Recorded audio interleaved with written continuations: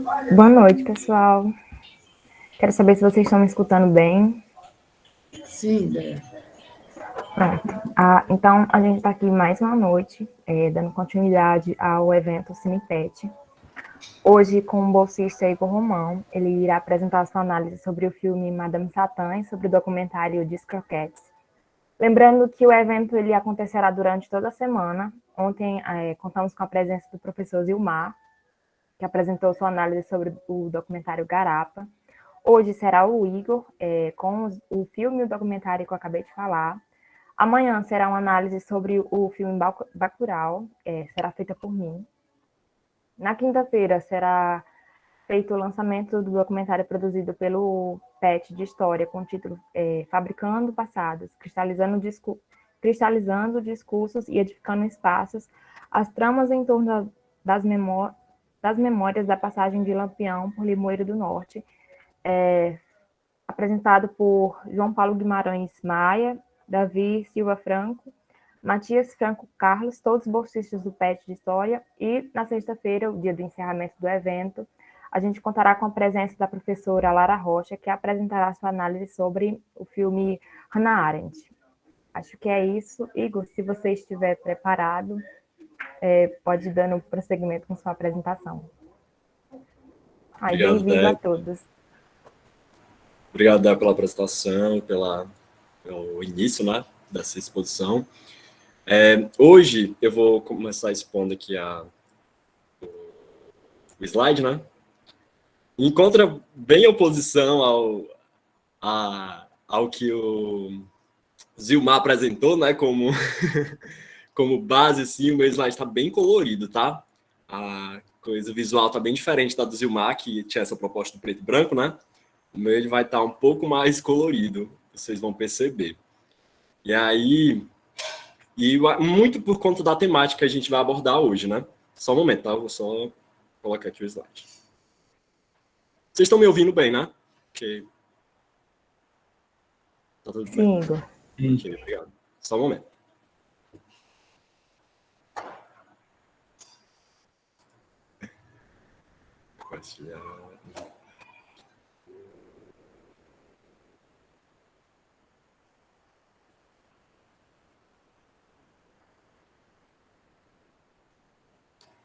Estão conseguindo ver o slide de tela cheia? Tá tudo bem, né?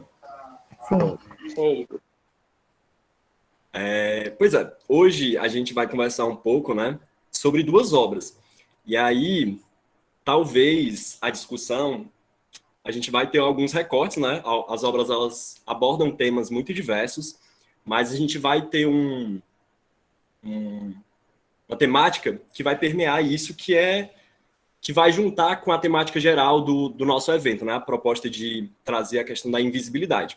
E aí eu já tiro o elefante branco da sala, né? Porque essa temática da invisibilidade, talvez a primeiro olhar sobre essas obras, né, a gente perceba uma certa discrepância, pois as figuras que são o retrato dessas obras, né, que são abordados nessas duas obras, são sujeitos envoltos da arte, né? Então, tem essa oposição de a gente vai tratar sobre invisibilidade, mas os sujeitos que vão ser palco da nossa conversa são sujeitos que quase sempre estão sobre a questão da atenção, né? Sobre o vislumbre de ser notados.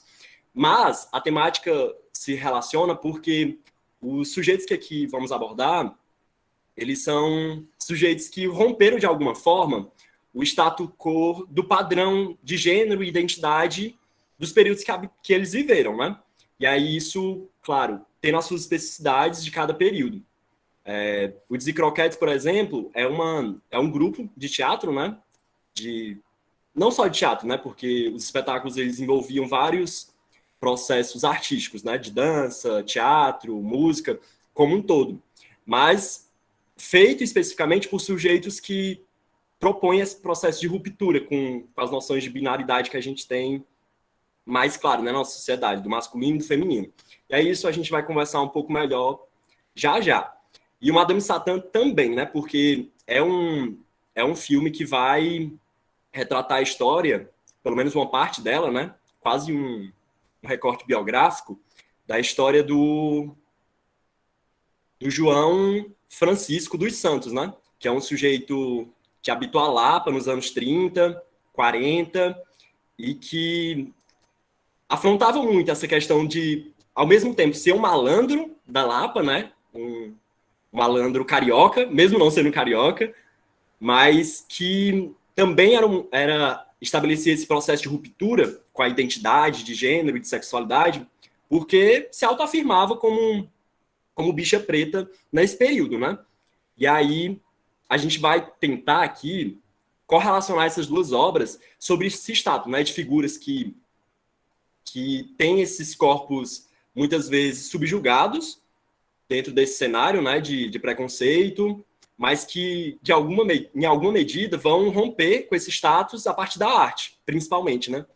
E aí é que está o viés aqui da nossa conversa, né, de trazer esses corpos que muitas vezes estão na invisibilidade durante o cotidiano, e aí eu trago o paralelo do dia, né? Muitas vezes estão nessa invisibilidade durante o dia, mas que à noite os holofotes se voltam para eles. E aí a gente traz esse paralelo aqui. E dando prosseguimento, eu acho que é importante, né, dar minimamente uma sinopse sobre as obras. Eu não sei se todo mundo aqui assistiu, mas eu vou tentar explanar de modo geral, basicamente, as narrativas, né, que são propostas aqui. E aí é importante já deixar claro, né, que, por exemplo, o Dizzy Croquettes, ele é um documentário, e como bem falou o professor Zilmar no último dia, né, que a gente apresentou ontem, ele tem esse gênero de material cinematográfico, tem as suas especificidades, e que muitas vezes a gente traz esse caráter de percepção, né? Porque geralmente documentários eles tratam de acontecimentos reais, né? E a gente tende a estabelecer uma associação de que aquilo é o real sem ser discutido, né? Só que a gente precisa sempre perceber isso como um instrumento artístico. Então, mesmo tendo a narrativa que é baseada numa história real, por exemplo, nesse caso, né? A história do grupo de Dizzy Croquettes dentro do contexto de um contexto político de muita repressão, que é a ditadura militar, ainda assim é uma obra artística que tem as suas especificidades simbólicas, memorialistas, nostálgicas, que a direção da Tatiana Issa e do Rafael Alvarez trazem. E aí aqui é o primeiro ponto, porque eu trouxe aqui a ficha técnica, né, para a gente começar a conversar sobre esse documentário, porque a direção é da Tatiana Issa e do Rafael Alvarez, e o roteiro é da Tatiana Issa. E aí, essa relação já inicia aqui, porque a Tatiana Issa, ela é uma diretora com algumas obras já de destaque dentro da cinematografia brasileira, né? Com alguns prêmios, mas a primeira obra que lançou o holofote aqui, né? Usando novamente esse termo, sobre a carreira e as potencialidades dela, foram justamente essa obra do Dizzy Croquettes. Ela foi premiada internacionalmente, é um dos documentários mais premiados do Brasil, inclusive, e é um destaque porque é uma diretora mulher, né? Então, dentro de um cenário que é majoritariamente masculino, a Tatiana Issa se destaca nesse sentido. E aí, eu acho interessante abordar que essa diretora e roteirista, né, principal do documentário, ela tem uma relação muito pessoal com esse grupo, que é o Dizzy Croquettes. Por quê? Ela é filha de não dos integrantes que estavam ali no palco, né? Mas ela é filha de um integrante que fazia parte da técnica em um dos momentos de atividade desse grupo. Então, acho que tem até os paralelos, né? Ela está produzindo algo que é um retrato desse grupo, mas do lado de cá das câmeras, né? Do lado de fora. E aí a gente já tem esse paralelo até com a própria figura do pai, né? E aí ela traz essa representação de Dizzy Croquettes, porque quando ela era criança, ela ainda muito pequena, ela teve esse contato com os Dizzy Croquettes, né? Esse grupo de 13 homens que eram muito ruptivos, né? Nas propostas artísticas e de identidade que eles propõem a expressar, né? E a Tatiana, com 3, 4 anos, estava imersa nesse universo, porque o pai dela fazia parte da técnica do grupo, né? Então, ele era cenógrafo, trabalhava com a iluminação. Então, ela teve esse contato muito próximo por anos junto do grupo, né? E ela, tendo alçado novos voos, né, crescendo, ela percebeu, ela teve um start, né, de que o Dizzy Croquettes, ele foi um grupo que teve um destaque enorme quando estava tendo essa efervescência cultural do período, né? Durante a ditadura militar, um grupo teve foi notado dentro do cenário cultural ali do Rio de Janeiro e depois fora, né? Também, como a gente vê no documentário Em Paris, ele teve um estrondo graças a Liza Minnelli, que aí já eu vou comentar sobre isso. Mas é interessante perceber que a Tatiana Issa, como essa pessoa que teve relação direta com o Dizzy, ela teve um start de perceber que a história do Dizzy Croquettes estava sendo invisibilizada, mesmo que muitas noções, muitas pessoas tenham sido influenciadas por eles, e a gente percebe isso nos trabalhos que vieram depois, né, do Dizzy Croquettes, inclusive movimentos como o Besterol, que foi um movimento teatral. O próprio grupo As Frenéticas nasceu de um projeto que estava relacionado ao Dizzy Croquettes, justamente com, eu vou usar o termo aqui, fanbase, né? Mas com as fãs mulheres do Dizzy Croquettes, que foi as Dizzy Croquetas. E aí, logo depois, veio a se tornar as Frenéticas, né? Uma parte do grupo era o grupo original das Frenéticas. Então, tinha esse impacto cultural, só que era invisibilizado, porque eles não tinha essa memória. Ela comenta, né, que nesse trabalho de pesquisa inicial, para perceber como ela iria abordar esse documentário, ela percebeu que pouco existia material sobre Dizzy Croquettes. E ela entrou nessa investigação para tentar trazer um processo de rememoração tanto do grupo, né, para dar visibilidade a esse movimento que foi forte durante o período, e em contrapartida, era também quase um atestado memorial e de homenagem ao próprio pai, né? Porque ele já é falecido. E aí a Tatiana Issa propôs esse documentário, né? E aí aqui tem as outras características da ficha técnica, que é a classificação de 10 anos, o gênero crime, drama e biografia, e o país de origem é o Brasil. Só que o país de origem ele está meio correlacionado com a França também, porque o Rafael Alvarez a Tatiana Issa e o Rafael Alvarez têm uma relação com a França, ele é meio correlacionado, tanto produção do Brasil quanto da França. E aí, dito isso, vamos conhecer um pouco mais sobre a narrativa que é proposta ali, né, no Dizzy Croquettes. Eu já trouxe aqui o título de As Internacionais, porque eu acho é uma musiquinha que fica na cabeça quando você assiste o documentário, né, dos Dizzy Croquettes, que é o Dizzy Croquettes As Internacionais, né, porque eles já se auto-intitulavam, mesmo ainda não sendo internacionais, não tendo feito turnês fora do país, As Internacionais, porque eles tinham uma variedade, até mesmo linguística dentro do grupo, de liberdade, sabe? Então, foi um movimento muito ruptivo.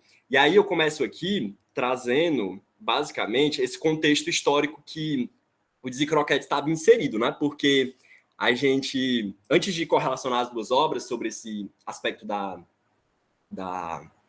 do gênero e da sexualidade, eu acho que é importante a gente dar mais ou menos uma lida sobre essas narrativas, né? Do Dizzy Croquettes. E aí eu começo com esse cenário histórico, né? Porque você pensar em um grupo de teatro artístico, né? Que era tão ruptivo na época por conta dessas questões de gênero e sexualidade, mas não só por isso, né? Ele teve esse caráter de inédito, porque eram proposições muito distintas do que estava sendo apresentado naquele período. E aí, o Dizzy Croquettes ele surge num cenário complicado, né? Porque foi no contexto de ditadura militar, logo após os atos institucionais, né? O AI-5 foi implementado, o Dizzy Croquettes ele passa por um período de repressão, tem um período que ele vai ser censurado, ele passa mais de 30 dias sem poder ser ser encenado, né? E aí o grupo até faz nesse cenário, né? Depois de, mesmo tendo um sucesso aqui no cenário cultural carioca, eles têm uma decisão de sair do país e alçar novos voos, justamente por conta desse cenário complicado que estava instaurado, né, no país.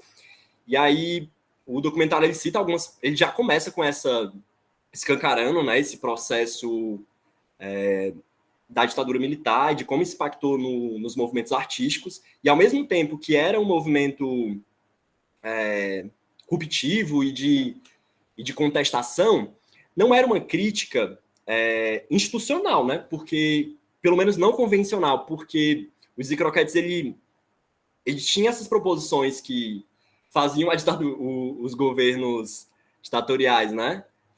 Os censores ficarem de olhos abertos, mas eles não conseguiam encontrar um objeto que conseguisse falar que isso não pode ser exibido, não era uma contestação direta, era muito mais pelo escracho, pelo humor que isso se dava, né?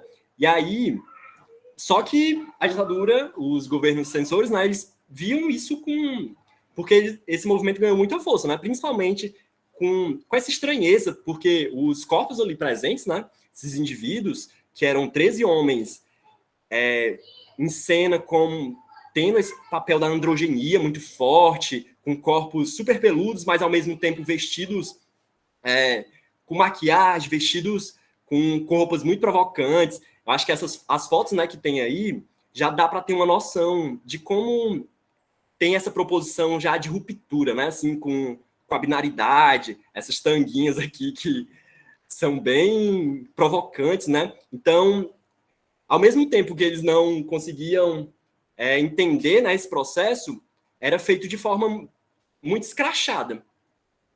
Só um momento, tá? Vai lá, eu tô apresentando aqui. Só um momento.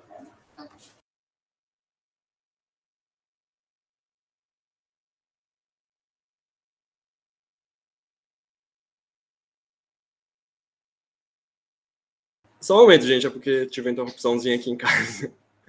Mas é isso. E aí, tendo esse movimento artístico, né, que foi o Dizzy Croquettes, falta citar também que era muito mais uma revolução comportamental que o grupo propunha, né, dentro da sua existência artística ali naquele período, uma revolução comportamental, de liberação sexual mesmo. E aí, tanto que o documentário ele traz muita variedade, né, com relação a como as pessoas viam esse movimento artístico que foi o Dizzy Croquettes, né? E aí eu acho bem interessante porque o elenco, né, de entrevistas é bem variado. E aí talvez isso seja um ponto negativo do documentário, porque talvez fique meio monótono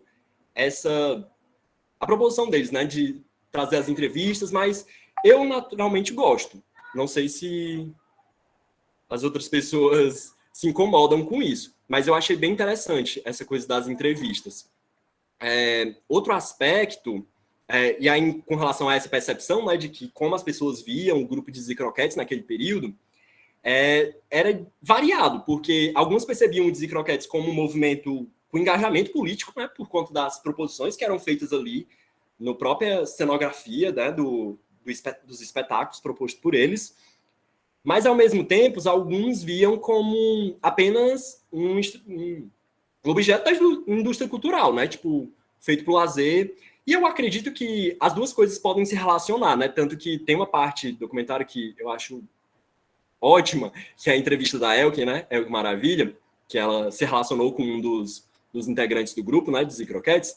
E aí ela comenta, né? Que eu acredito, né? Que como esse tema ficou permeado em várias entrevistas, a direção deve ter proposto algo desse tipo, né? De que como é que você percebia o engajamento político do Dizzy? E ela fala, né? Claro que tinha um engajamento político, como é que algo tão ruptivo não teria, né? Ela até fala que não dá para ser só um ha-ha-ha, né? É para ser um processo que realmente cause reflexão nas pessoas. E eu acho que realmente o Dizzy Croquettes, mesmo que não assumidamente como um movimento político e contracultural, eles tinham esse papel também, né? Eu falo isso porque em algumas entrevistas que tem dos próprios integrantes do elenco, né, de Zicroquetes, que estão no documentário, eles trazem essa questão, né, de que em nenhum momento eles percebiam isso, mas que de certa forma foi também, né, que quando e aí é aquilo, né, quando um objeto artístico, um material artístico está para o público, ele está para ser explorado e refletido de forma diversa, né, não só com a intenção de quem produziu aquela obra.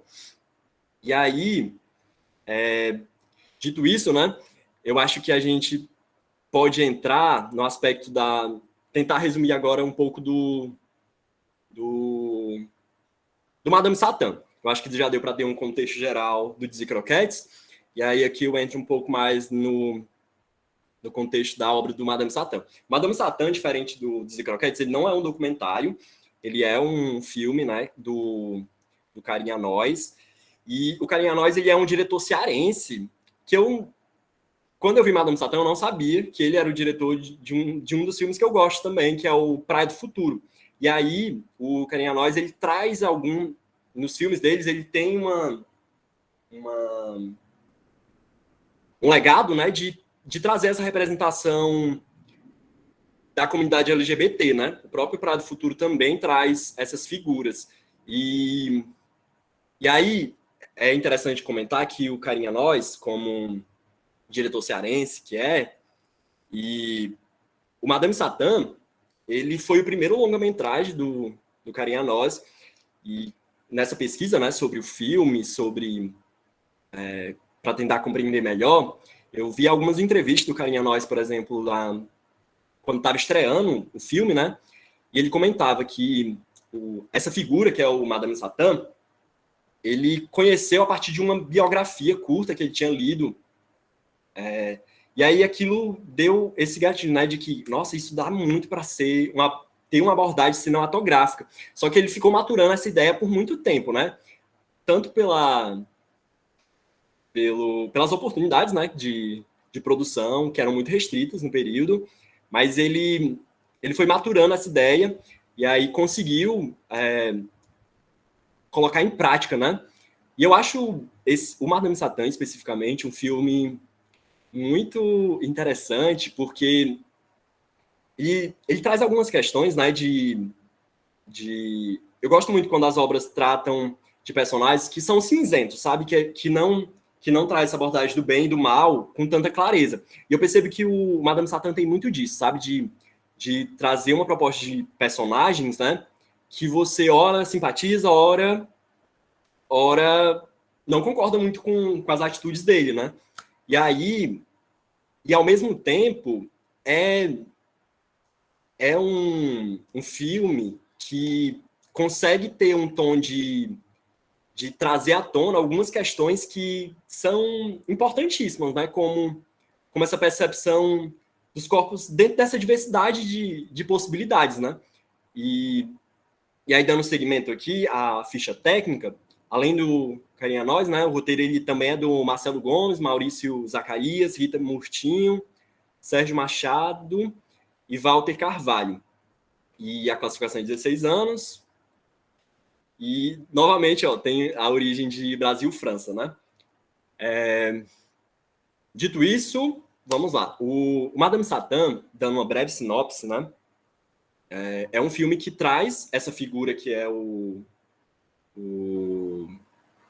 ai, meu Deus, é João. É o João, né?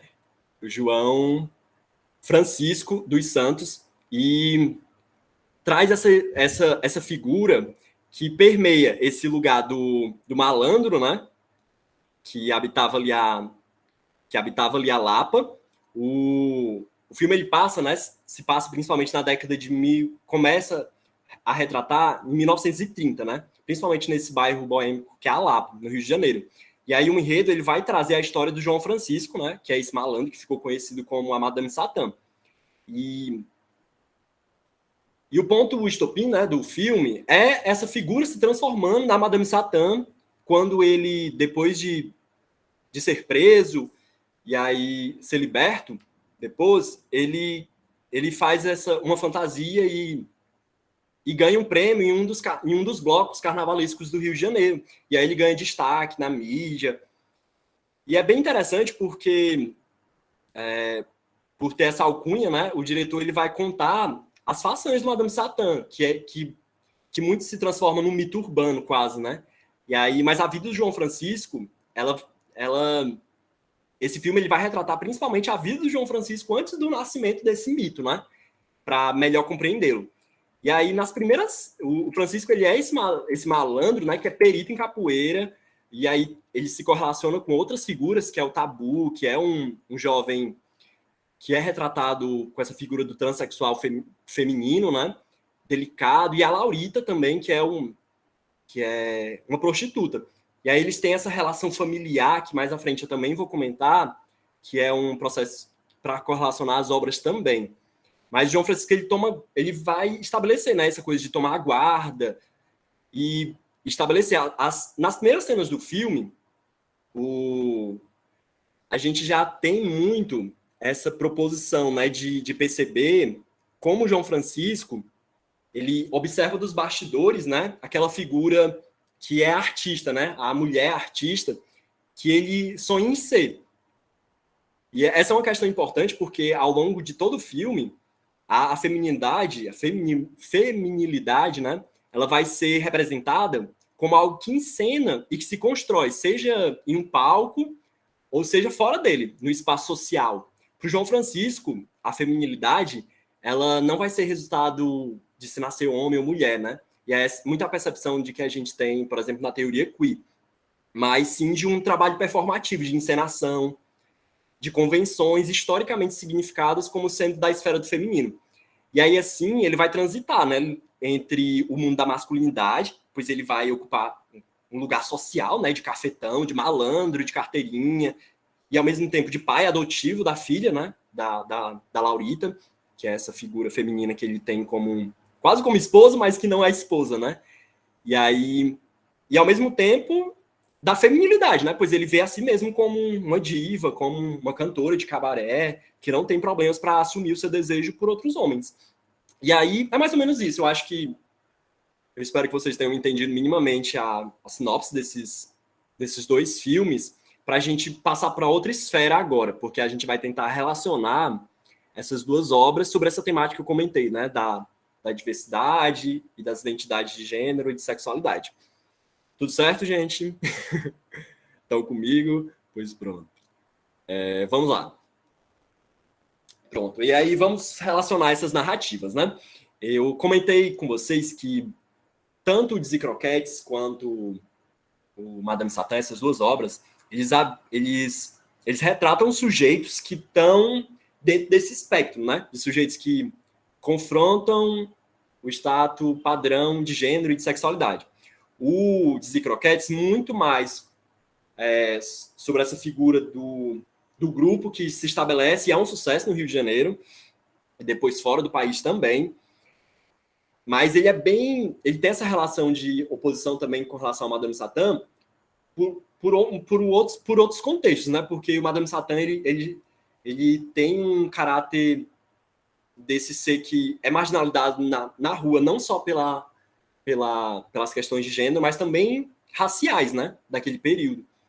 E aí, mas em ambos os casos, eu percebo que esses sujeitos, né? Tanto o Dizzy Croquettes como o movimento cultural que se estabelece ali, eles são, em duas medidas, né?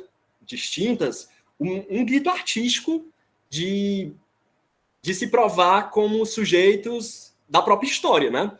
E aí eu percebo que isso é importante, né, para a gente compreender, porque quando a gente reflete sobre a significação que esses sujeitos têm historicamente, quase sempre eles são silenciados, estão quase escondidos, né, dentro da historiografia brasileira, e que acredito que obras como essas trazem à tona questões desse tipo, né? Para a gente refletir como esses sujeitos impactaram, no caso dos Croquettes, um movimento que impactou um cenário cultural de um período todo e que vai desembocar em outros movimentos artísticos.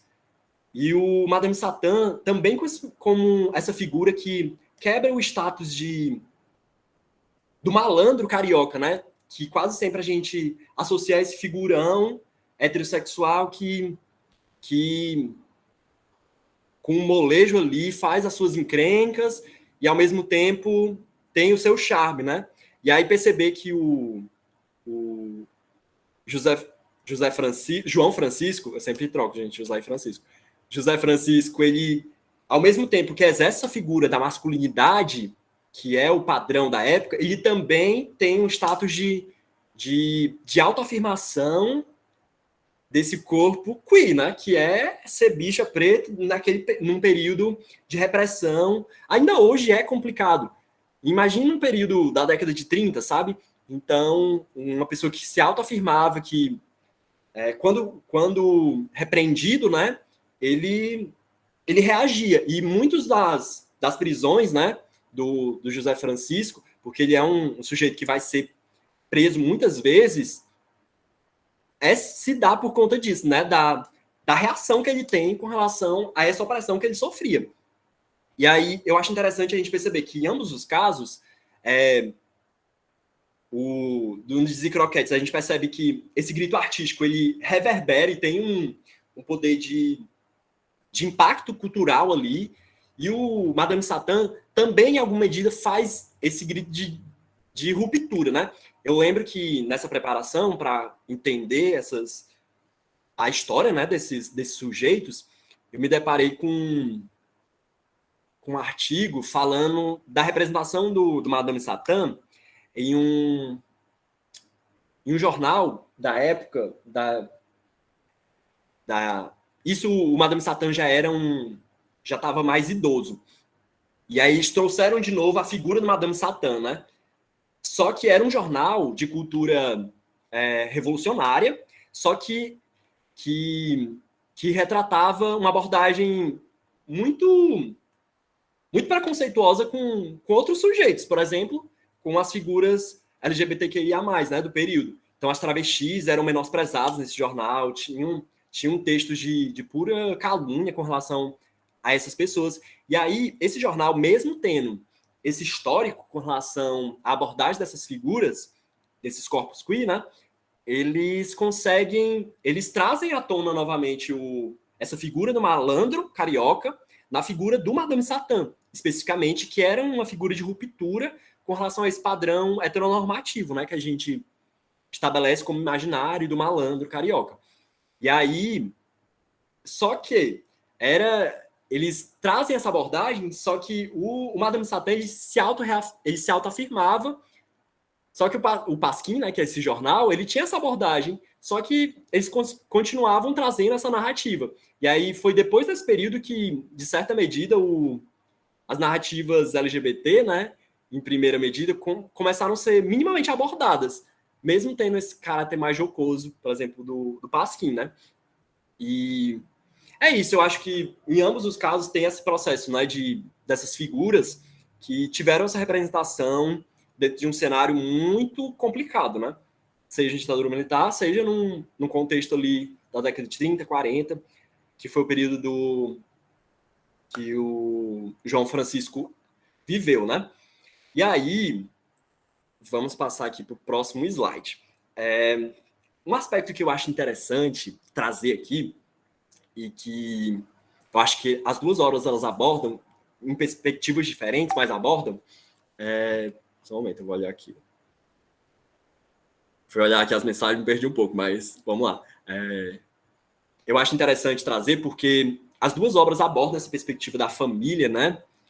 Para a gente refletir de uma forma distinta, porque quase sempre a gente percebe a família nesse caráter quase sagrado, principalmente com esse tom conservador, né, que está instaurado aí, mas isso não é algo de agora, né? A gente percebe que vários movimentos políticos foram baseados nesse processo, né, de sacralização da família como algo do homem e da mulher, geradores de filhos. Isso se estabelece quase sempre nessa ótica do conservadorismo e do olhar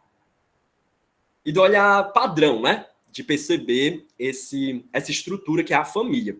E aí eu trago isso porque, tanto no Dizzy Croquettes quanto no Madame Satã, a gente tem uma apresentação de uma reestruturação do que seria família.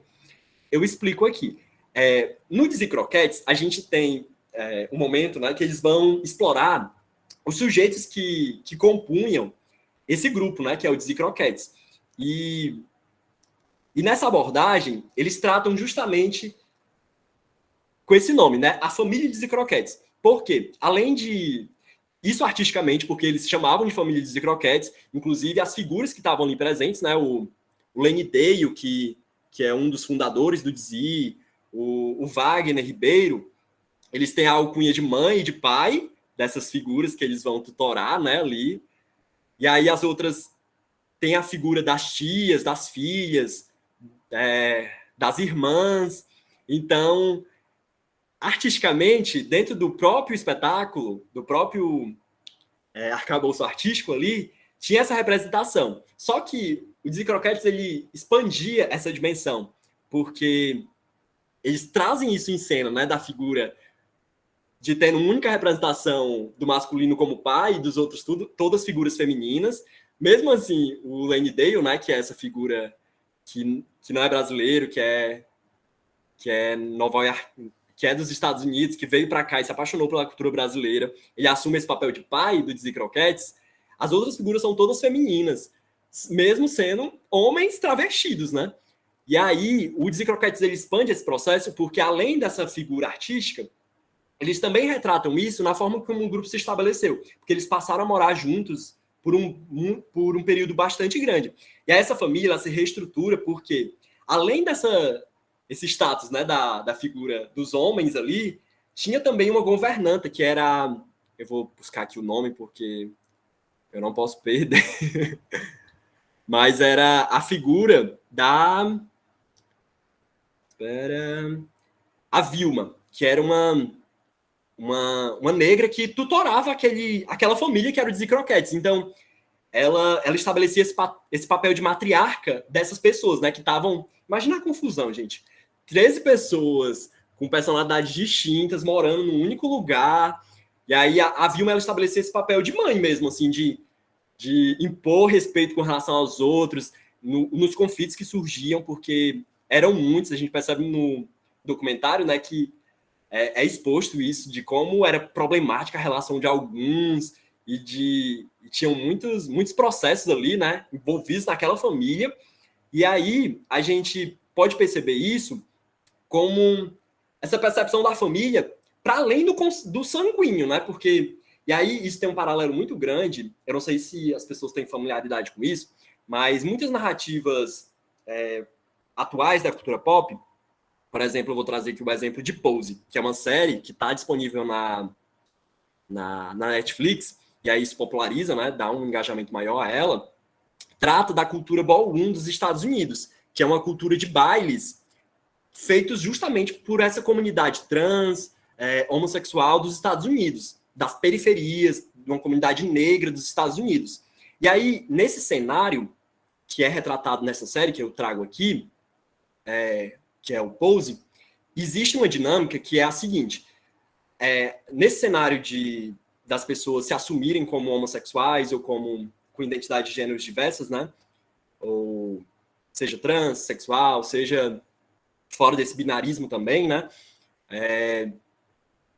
Essas figuras eram expulsas de casa e muitas vezes marginalizadas pela sociedade. Algumas delas morando na rua, e aí essas figuras eram acolhidas por outras figuras da comunidade, por exemplo, quase sempre matriarcas transexuais femininas, que assumiam a tutela dessas pessoas. Então, elas montavam casas para resguardar essas pessoas que eram excluídas das suas famílias das suas famílias de origem, né? Sanguíneas. Então, aí se percebe esse olhar, né, de perceber que a comunidade LGBT estabelece, né, de construir a sua própria família, já que a consanguínea, nesse status de repressão, de preconceito, muitas vezes padroniza, né? E aí esse cenário que eu descrevi aqui, tendo o exemplo de Pose, está presente também no Madame Satã. Por quê? Esse sujeito, né, que é Gente, eu sempre... O Francisco assume esse papel de patriarca dessa família ali, né, que é o Tabu, a Laurita, só que é uma despadronização, porque ele é uma figura homossexual desse período, que acolhe uma prostituta, um outro ser transexual, né? E eles constroem uma família dentro das suas disfuncionalidades e funcionalidades, né? Porque a gente percebe que esse sujeito, né? O Francisco, retratado aqui como Madame Satã, né? Ele é muito dúbio nesse sentido, né? Porque ele traz esses aspectos de cuidado, né? Mas em algum momento ele também tem esse aspecto de opressão com relação a esses sujeitos, né? Dessa família. E aí no espaço nesse cortiço, né? Que eles habitam, no Madame Satã, o qual eles residem, né? Esses 3 personagens. O Francisco ele se comporta de acordo com as convenções de gênero masculino, né? Quase sempre submetendo o Tabu e a Laurita às suas ordens. E, ao mesmo tempo, ele realiza alguns deslocamentos, né, de funções que gera a primeira contradição do João Francisco, que é explorar o opressor na sua célula familiar, né? Passa a condição de explorador e oprimido no cabaré, que quem já assistiu vai perceber, né, que ele oprime em casa, mas ele também é oprimido no cenário onde ele trabalhava. E aí eu acho que esse aspecto da família é interessante para a gente perceber, né, de como essas narrativas elas exploram isso, e que é um processo que eu acho muito interessante de ser tratado, sabe, de ser refletido. E aí outro aspecto interessante, e aí é que eu talvez foque mais na narrativa do Madame Satã, porque esse processo da violência, da resistência, ele está mais expresso nesse processo, nesse filme, né? Nesse material, que é a Madame Satã. Mas no Desencroquetes também, principalmente nessa figura da repressão do governo ditatorial, né? Que é trazido numa das entrevistas de um dos integrantes, que naquele período de repressão, o Desencroquetes ele sofre a censura, e aí eles passam 30 dias sem funcionar, né? Sem poder fazer as apresentações, e eles conseguem uma reunião com um diretor da censura. Então, imagina, né? Um diretor militar, e aí ele relata, né? Como foi violento aquele momento dele, não de violência física, né? Mas verbal, de xingar o cara, de várias coisas, mas depois daquele momento eles conseguiram a liberação, né? Com várias restrições, mas conseguiram a liberação. A gente percebe, né, que essa violência, ela está imbuída dentro desse cenário desses sujeitos, né? Dessas figuras que eu retratei aqui como os corpus quis, né? Porque eles, quando esse olhar de repressão, de olhar como pejorativo, estava imbuído. Inclusive, numa das entrevistas, um dos integrantes também cita sobre a percepção de que como o governo olhava para isso, né? Como um bando de... A expressão chula, né? Um bando de viado, artista que tá fazendo ali umas coisas nos palcos.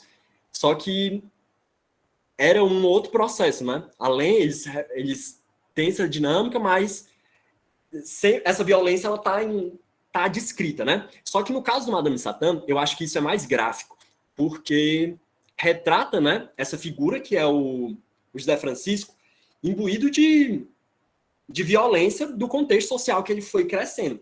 O cenário que é descrito no Madame Satã, ele é bem restrito, né? Assim, ele não conta a vida toda do José Francisco.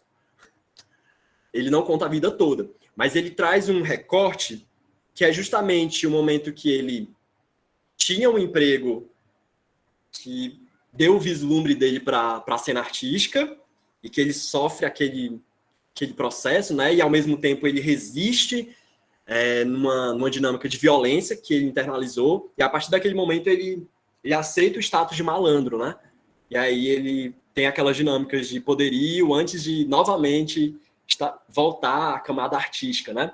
Mas eu percebo muito a história do José Francisco, né? O Madame Satã, como uma resistência envolta de violência, né? Porque ele tem uma história muito sofrida, assim. Eu estava pesquisando fora, né, da dinâmica isso não está descrito no filme, Mas tem umas passagens interessantes, por exemplo, na hora que ele vai ter o mandato de prisão, por conta da coisa que ele fez com relação ao último emprego, ele cita um momento que ele vale menos do que uma égua, né? Que é referência à infância dele, que a mãe dele trocou ele por uma égua, e ele começou a trabalhar praticamente como escravo, né? Num cafezal, numa fazenda. E aí ele fugiu, e aí nessas andanças ele passou por muitos percalços, né? E aí a gente sabe como... E aí isso correlaciona também com aquela dinâmica das famílias, né? Da exclusão que a gente tem desses sujeitos, porque ele vai se adaptar, ele vai fazer o que tiver para sobreviver, né? E aí ele internaliza essa violência, e que é retratado no filme com maestria, assim, essa cena, né? De como ele reage àquela cena de terror, assim, que aquela figura feminina que ele admirava, né, tinha com relação a ele. E aí é uma cena violentíssima, que pode até ter gatilhos com relação à violência feminina, violência para com mulheres, né? E aí a gente precisa olhar, né, esse sujeito como fruto daquele contexto de violência, né? Que muitas vezes é o retrato desse universo que ele se construiu ali. E é isso, gente. Eu acho que essas obras, elas têm possibilidades diversas para a gente tratar, mas eu acho que eu fiz esse recorte, principalmente de correlacionar essas figuras, né, que são corpus queers, que tiveram representações diversas e que exploraram a partir da arte esse processo, que é algo que eu minimamente me relaciono muito, assim. Eu lembro que a primeira vez que eu assisti o Dizzy Croquettes foi justamente num processo de pesquisa teatral, né? E quando eu vi aquela história, assim, daquelas pessoas, daquele retrato, eu fiquei encantado, assim, no período. E o Melano Satã, que eu assisti mais recentemente, ele também me trouxe muito esse vislumbre, assim, de como as figuras, né, da comunidade LGBTQIA+, estão em todos os lugares, e que essas histórias ainda precisam ser contadas, sabe? Seja na arte, seja na pesquisa historiográfica. E é isso. Eu acho que espero que vocês possam acrescentar mais à nossa discussão. E eu vou encerrar aqui. Obrigado a todos. Agradeço mesmo.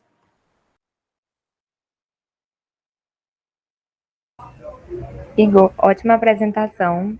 Eu fiquei maravilhada com as dizes, principalmente, acho que coloquei aqui no chat uma fala que elas estavam falando lá na hora elas dizendo, a gente não é homem, então um pouco mulher, a gente somos, no caso, somos gente. Eu achei isso incrível, porque eram pessoas, eram homens travestis, mas que não se identificavam, não se revelavam como isso. Eles estavam fazendo o que eles gostavam.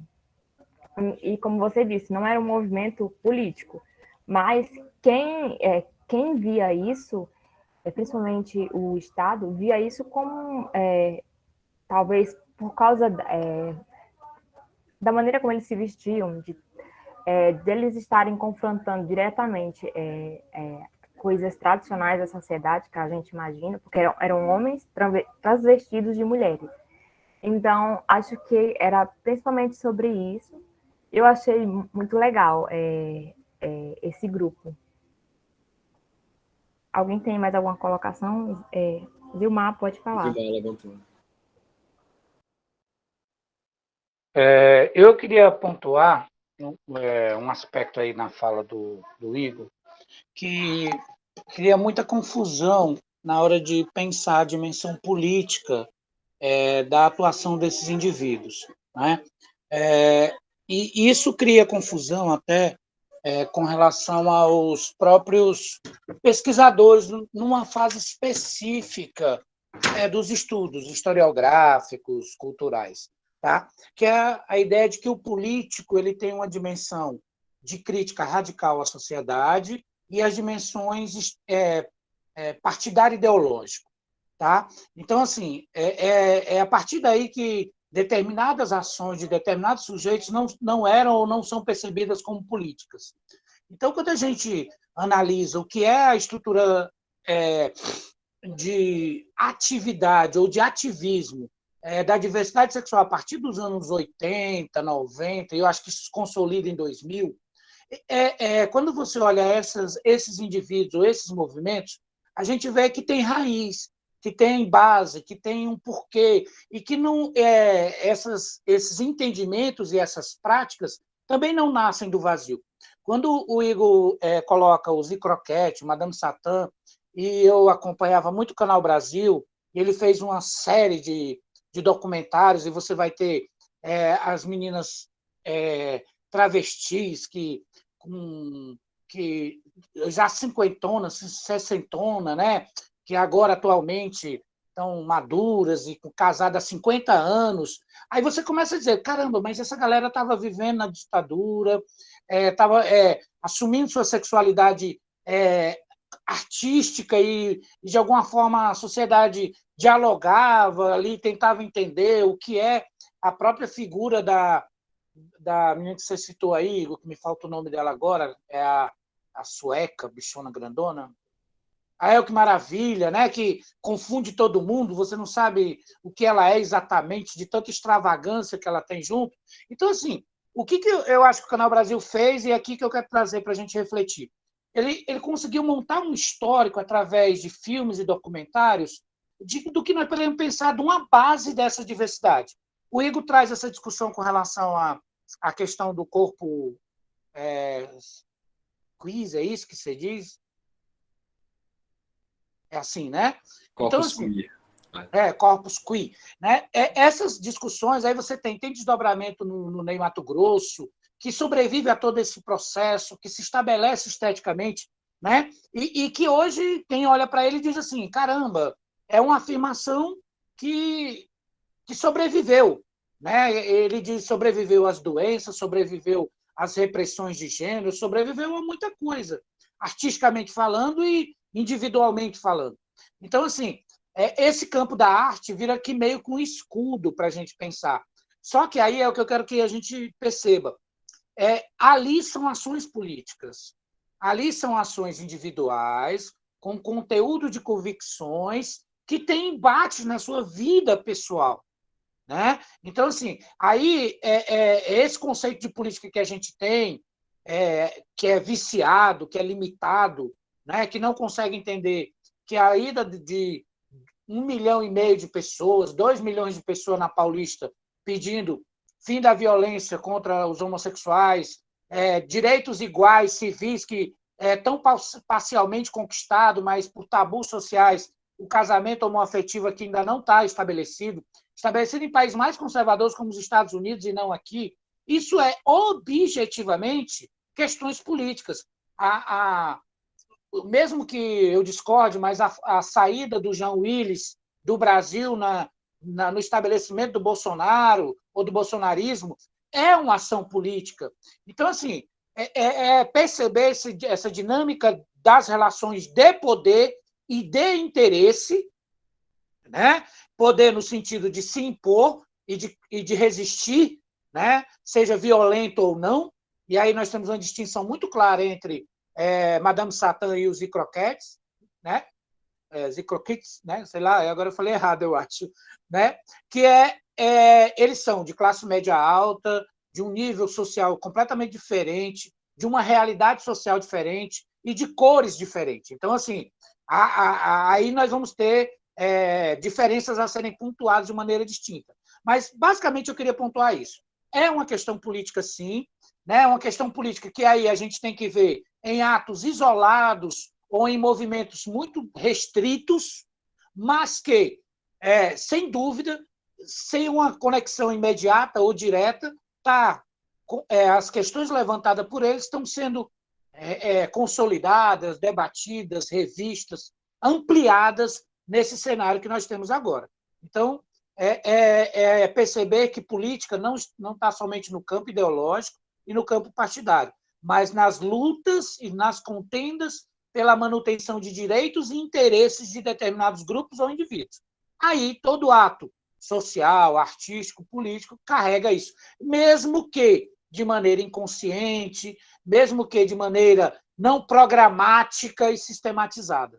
Tá? Era só o que eu queria pontuar, porque senão parece que os caras não sabiam exatamente o que estavam fazendo. Sabiam e sofreram as consequências. Só que com níveis e embates diferentes. Sempre é assim. Né? Sempre é assim. Ótimos pontos, Ilzumar. Obrigado por agregar essa discussão. Mais alguém, gente, quer comentar algo? Críticas?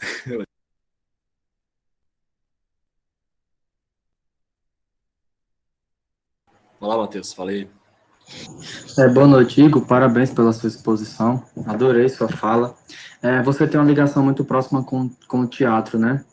E a gente percebe que os dois filmes, os atores, né, têm também essa relação muito próxima com o teatro.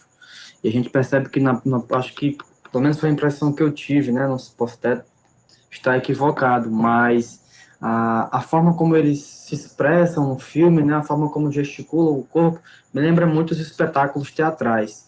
E a gente percebe que o teatro ele é uma linguagem muito pertinente dentro desse processo de abordagem de alguns temas que são bem, como o Zilmar falou ontem, né, que são bem danosos, né, nesse caso aí você tem um gênero e a sexualidade.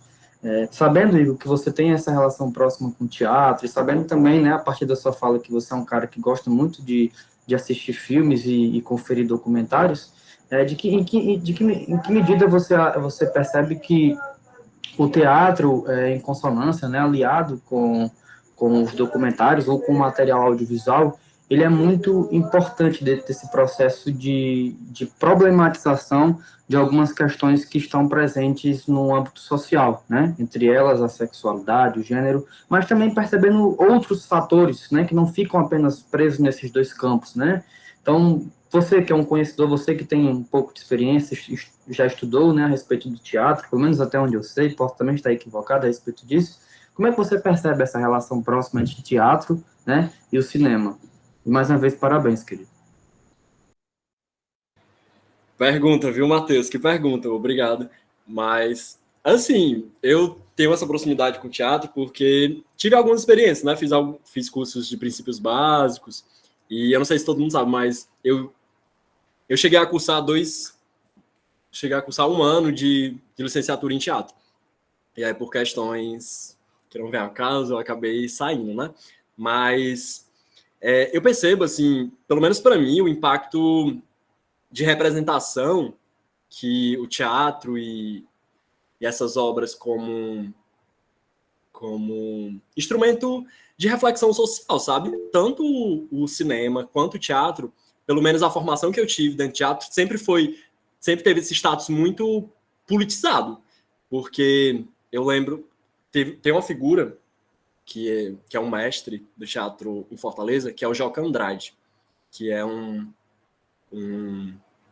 professor que fundou um curso que fica lá no Teatro de Alencar, que foi o curso que eu fiz, né, de princípios básicos, que é o maior teatro lá de Fortaleza, né?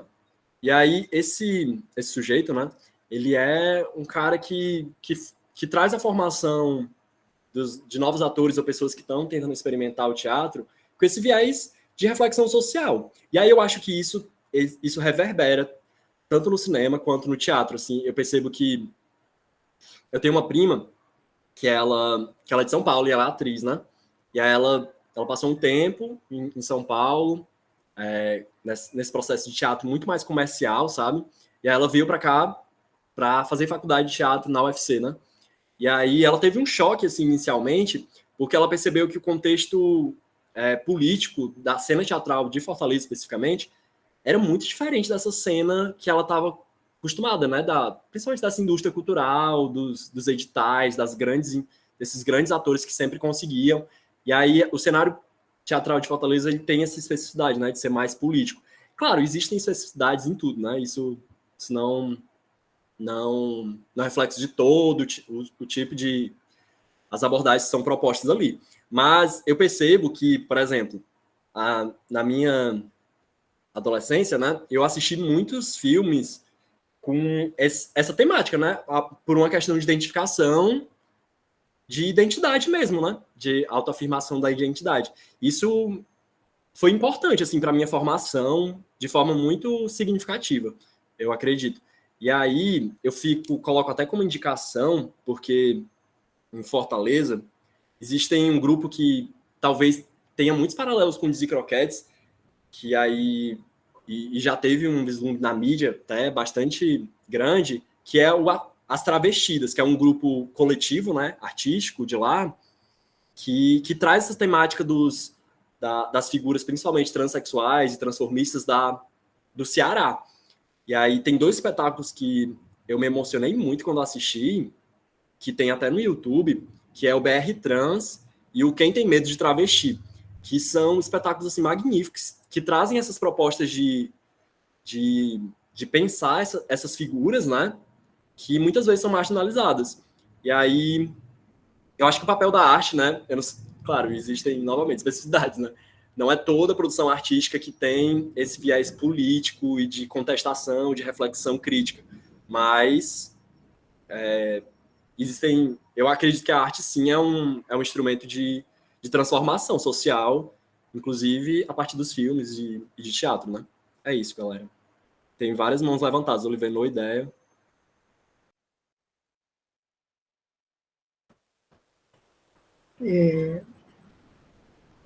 O professor Zilmar fez uma abordagem aí de uma concepção de política que eu quero aqui me dizer que estou absolutamente filiado a essa compreensão de política, tá, Zilmar? Porque acho que ela é muito mais propositiva na medida em que ela transcende aos lugares próprios, aos lugares institucionalizados de fazer política, dentro dos moldes, né? E dentro da linguagem que se torna, desculpa, se torna lugar comum, tá? Então, é essa cena da atitude, entendeu? Que às vezes a boca não fala absolutamente nada, mas a atitude, a expressão da linguagem do corpo, por exemplo, não é? Rompe, tá? Com diversas estruturas, não é? Ou diversas ideias, não é? Que se quer ali aprisionar os sujeitos sociais dentro de uma determinada estrutura. Então, gosto muito de pensar isso, né? E não tenho a menor dúvida de que a atitude desse coletivo, não é, era absolutamente política aí na década dos anos 70, como fora, por exemplo, o grupo dos Secos e Molhados, né? Da onde se originou aí, não é, na cena musical brasileira, o Ney Matogrosso, né? Então, tu imagina um grupo que se colocava, não é, na mídia, não é, daquela maneira, com os rostos pintados, né, com o corpo todo dando forma, né, a diferentes indumentárias, né, com uma expressão, né, em forma de dança absolutamente desconcertante, né, para o público machista, sobretudo, né? Então isso era a atitude política do mesmo modo que era uma atitude política aquela atriz, mas me fugiu o nome dela agora, que morreu, ela ia para a praia de biquíni com barrigão, grávida, começava a dar entrevista e terminava falando um palavrão.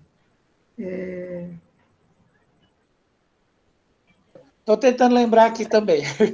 Fizeram até um filme com ela já, não é? Mas, enfim, uma atitude absolutamente Leila política. Diniz. Leila Leila Diniz, Diniz. né? Leila Diniz, obrigado. Uma atitude absolutamente política, não é? Quer dizer, que ali é uma política, é uma forma de fazer política, né?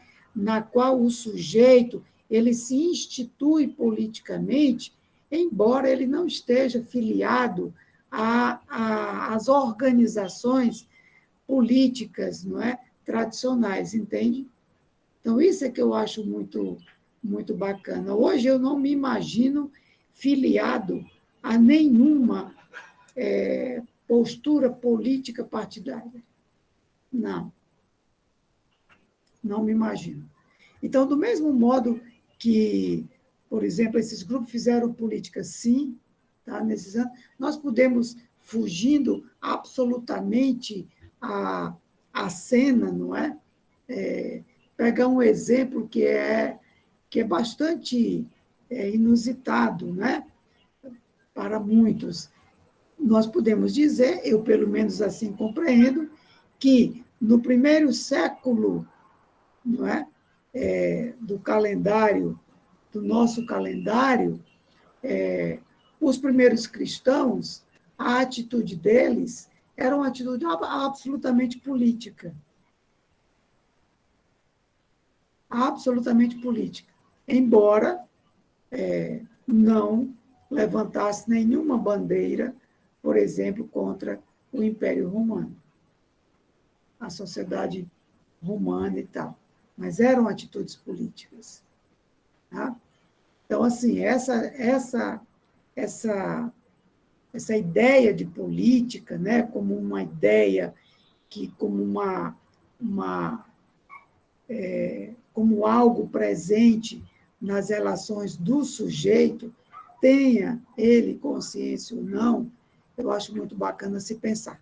Mas eu quero dizer mesmo, e o professor Zilmar até já fez essa provocação aí no chat, que é dizer para você, Igor, o Zilmar fez de maneira mais geral, mas eu vou aqui de maneira mais específica. Por que você não toma isso como teu objeto de estudo monográfico, querido? Entendeu? Eu não consigo entender. Porque tu não fazes das artes, seja do teatro, seja da linguagem cinematográfica, teu objeto de estudo, cara. Entende? Se tu pudesse transcrever toda a tua fala, tu já teria muito conteúdo para o teu projeto de pesquisa. E eu acrescento, viu, Oliveira, uma tensão que normalmente o jovem estudante tem, que quer fazer história local, mas não necessariamente. Não, A história nos isso. pertence, a gente pode estudar qualquer tema, de qualquer lugar, em qualquer Sobretudo circunstância, hoje. da Idade Média, de onde a gente quiser. Tem uma metodologia que nos obriga a um olhar local, e que bom que se tiver também, não tem por que não fazê-lo, mas, assim, você não está preso, ninguém aqui está preso, melhor dizendo, a uma pesquisa vinculada à localidade, à história da região. A gente tem a liberdade e tem objeto. E agora, com as novas tecnologias, tem as possibilidades de fazer pesquisa sobre qualquer tema de qualquer lugar. Hoje a gente pode. Quero reiterar isso. Hoje, inclusive, existe uma historiografia brasileira sobre o Império Romano. Entende? Quer dizer, são estudos abordando o Império Romano a partir de uma perspectiva brasileira. Quer dizer, por quê? Porque a gente tem acesso hoje, dada aos arquivos eletrônicos, não é? A uma diversidade de documentos, de fontes. Quer dizer, então, é absolutamente possível. E acho que tu tens, sabe, Igor, essa verve aí, sabe, para estabelecer esse liame aí entre a arte de escrever, tá? O discurso historiográfico e a partir da arte, né? Se lembra aí entre essa arte de escrever e a arte no sentido mais artístico, entendeu? De tomá-lo aí como objeto.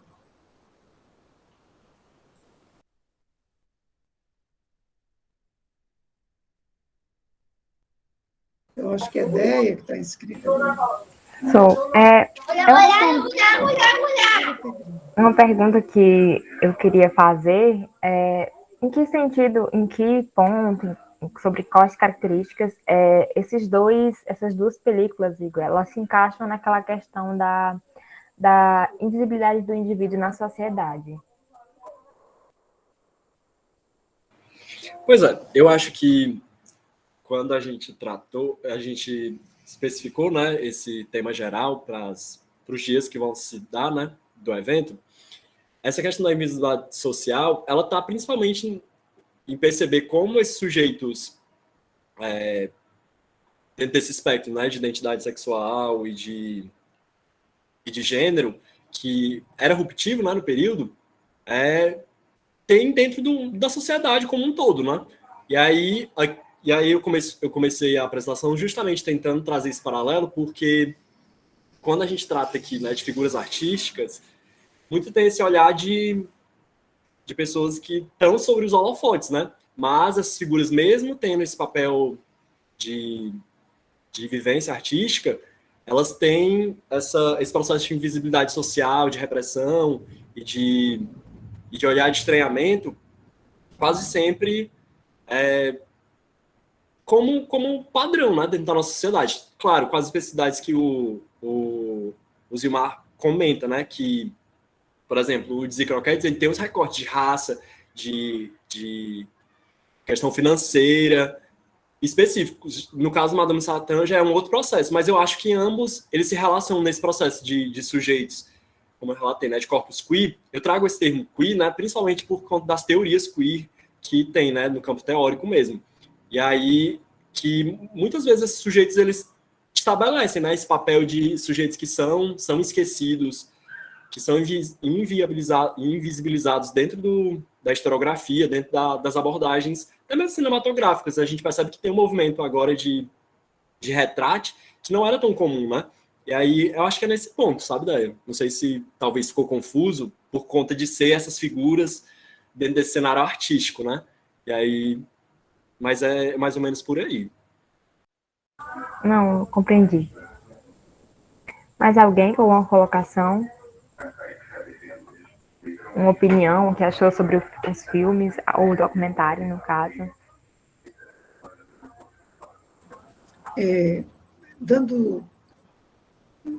Pensando a partir da pergunta da Deia e do teu comentário, Igor, esses grupos, quando estavam em cena, né, Dizzy Croquette, por exemplo, tá,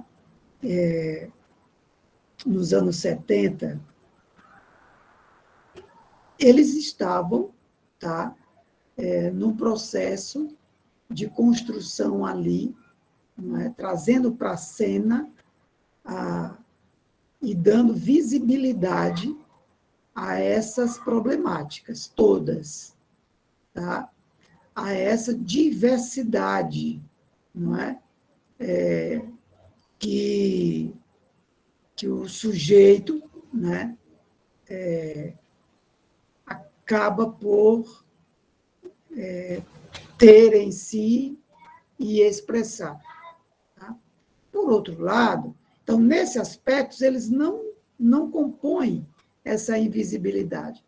Muito pelo contrário, né? Eles rompem com essa invisibilidade na medida em que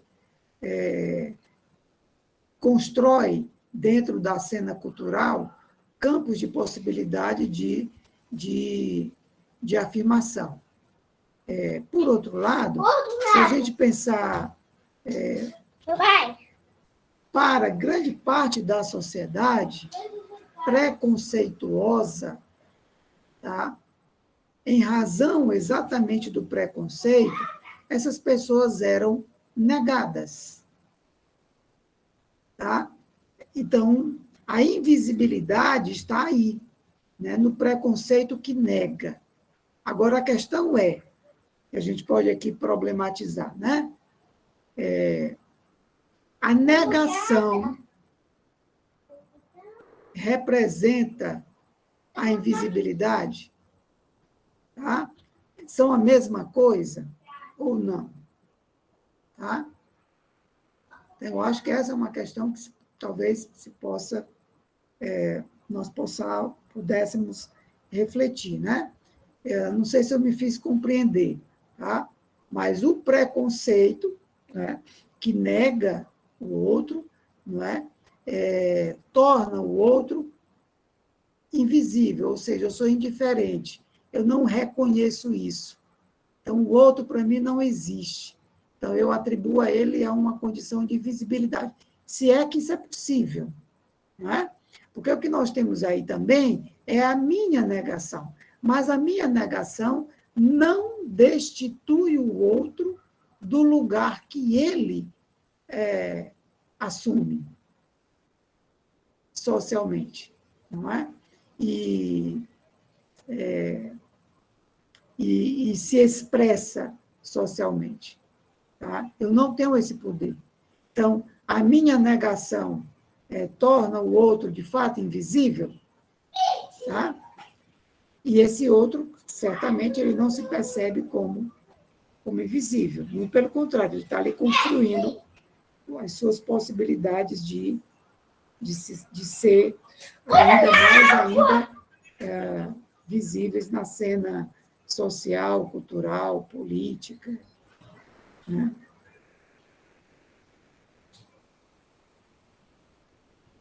Eu acho que isso se correlaciona até com as outras temáticas, né? A gente conversou ontem sobre o retrato da fome, né?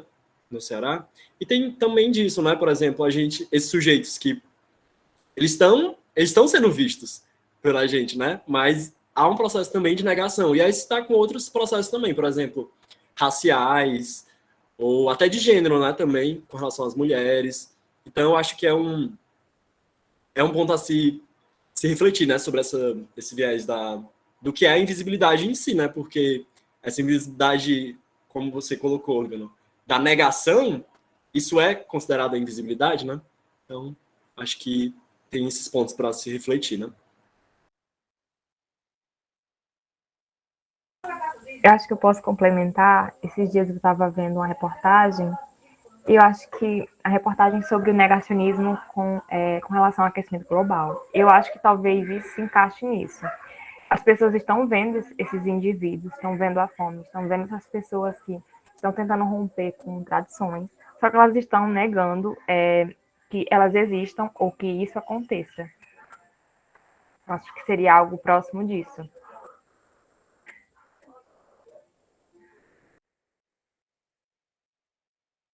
Mais alguém que queira falar? Não sentam vergonha.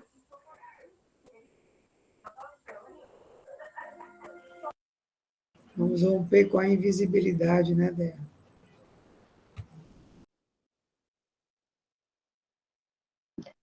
Boa noite, pessoal. Eu quero somente parabenizar, né, o Igor pela fala dele. Assim, para mim foi um momento muito rico, né, ele ter trabalhado esses dois trabalhos, né, tanto de Zicroquete como a Madame Satã, né, e ter trabalhado um ponto que eu achei muito interessante na fala dele é quando ele trabalha a família, né, e a gente pensar essa família saindo, né, daquele espectro do tradicional, né, imposta pela sociedade, né, e a maneira que o Igor trabalha isso, né, em falar a família, né, do Dizzy Croquete em forma do grupo, né, é muito interessante. Então, aqui eu quero somente parabenizar, né, o Igor novamente, foi uma ótima fala, e é isso.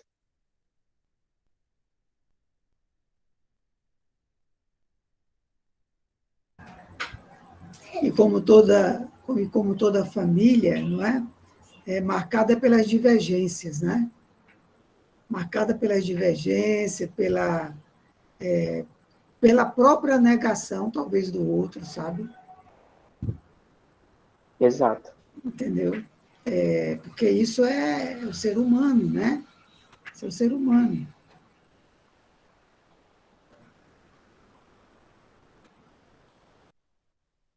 Esse tema, né, da família, eu estava em dúvida se eu colocava ou não para essa discussão, né?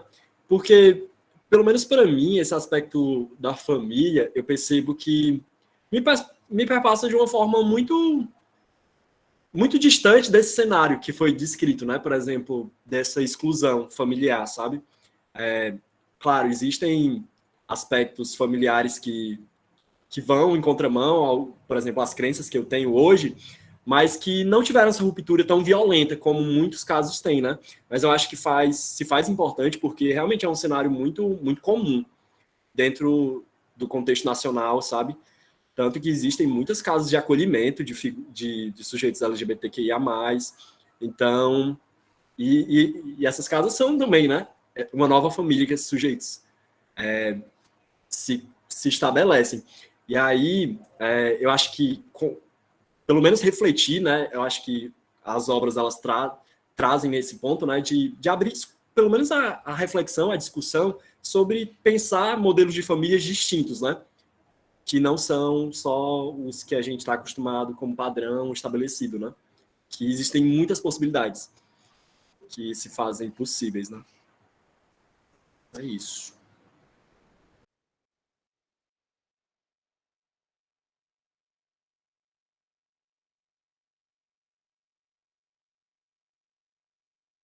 Mais alguém?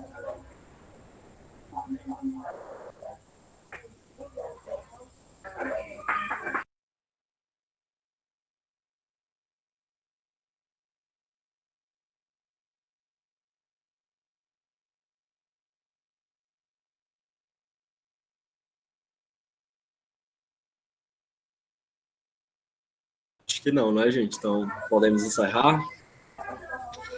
Pronto. Então, a gente encerra o dia de hoje. No comecinho, eu cometi uma pequena gafe, que eu falei que a apresentação de amanhã será uma análise sobre o filme Bacurau. Não é só a minha apresentação, também tem a de Malaquias, que é sobre o filme Pacarrete. Então, a gente espera vocês amanhã para colaborar com os debates sobre esses dois filmes. Então, a gente agradece a presença de vocês. Obrigado a todo mundo. Parabéns, Igor, mais uma vez. Parabéns, Igor. Foi muito bom.